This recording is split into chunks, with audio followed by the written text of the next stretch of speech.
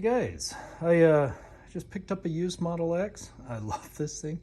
Still love my S, but I also love the X, and I'm hopefully keeping both. So one thing I wanted to do right after buying the car is see what the shape of the air filter was. And so I pulled the tube out, or the tub, and I'll show you how to do that, or I'll post another video, I think. But on this one, I just wanted to show you, it's got these biodefense filters on it. And this one doesn't look like the biodefense one, because that one on Tesla's website's like a green color, but it's, it's a really big filter. My hands aren't tiny, but it's pretty good size filter. One thing too is, I always change my own batteries as they go out, and on that Model S it's a real pain, but on this it's not too bad. It's just sitting right here in a box, and luckily the date on the battery is February of last year, so that's, chalk that up to a win.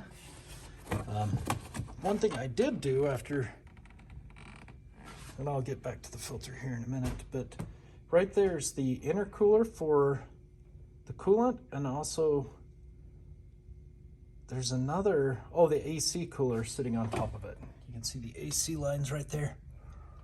So that's a bigger cooler, and then the cooler for the battery coolant is sitting in front of it. But as you can see, that tub is about the same. Sit this down. You can see right here, like here's the one radiator, and then here's the other radiator. I don't know how well you can see that, but the other radiator goes right to the end of that box. So all the dirt that's coming in, all the rocks, all that kind of stuff from the front of the car is getting shoved up, and it's getting pinned across the top of the filter. So what I did is, my flashlight just died. I have another one sitting right here, but anyway, this is gonna be the most random video. Anyway, thanks for sticking with me. So I had the, just a flathead screwdriver, and I very daintily pulled the screwdriver from this side and then also put it in here so I could just kind of pop the clips out. And once I got all of the clips out, as you can see, as I go across here, once I got all those out, this moved up about an inch or two, and then I have a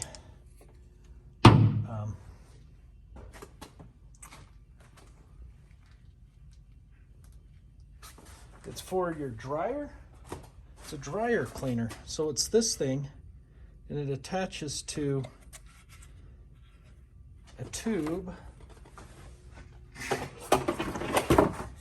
Attaches to this tube. And so you see that circle part that connects to this end, right? And then connects into here, and then it comes around to this end.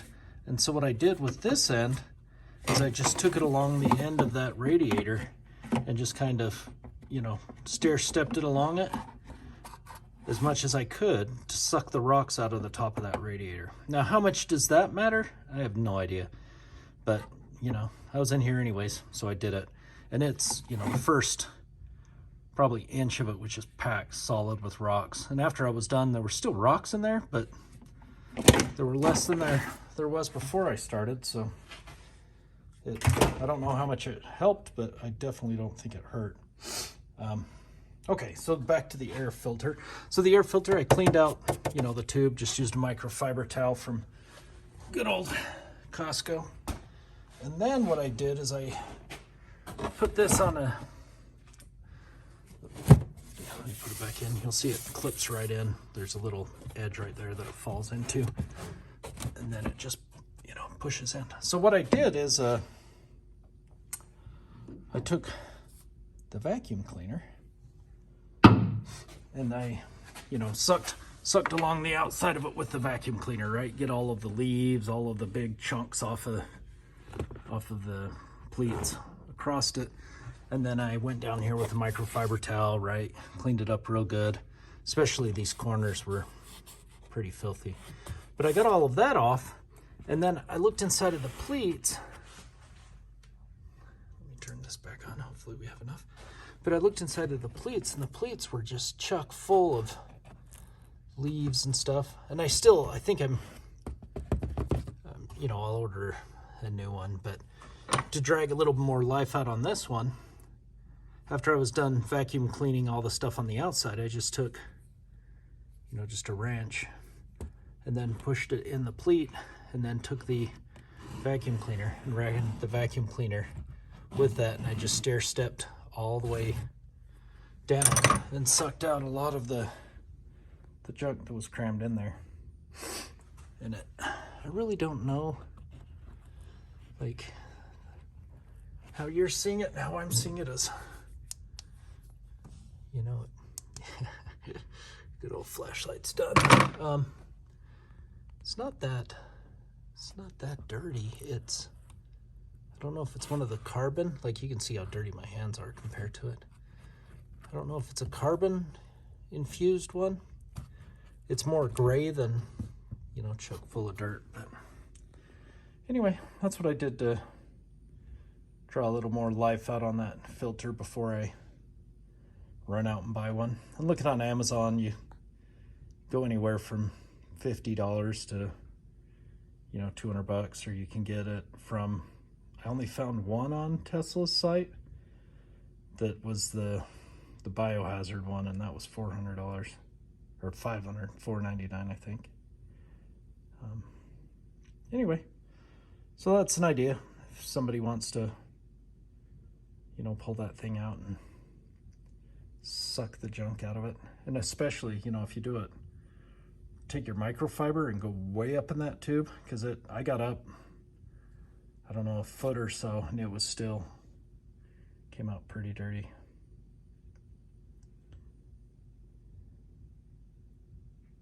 Anyway, there you go. One cool thing though with the X over the S is the S, the fireman loop, it's like stuffed down and it's really hard to get to. But on the X, it's just just sitting right there. It's very convenient. Oh, one different thing too is to get the tub out, you actually had to remove, you know, all the plastic trim pieces all the way around, including on the front. Whereas on the S, you just remove the rubber gasket and it comes out. So that was interesting. And then the amount of screws that were in it, I don't know how many. There were a lot. One other thing I'm going to do too while I'm in here is I'm going to get some dry silicone lube. I'm going to lube up the, you know, all this stuff, make sure it's nice and lubricated now that it's all pulled apart, and I can really get in there and, you know, hit everything. Anyway, thanks for watching.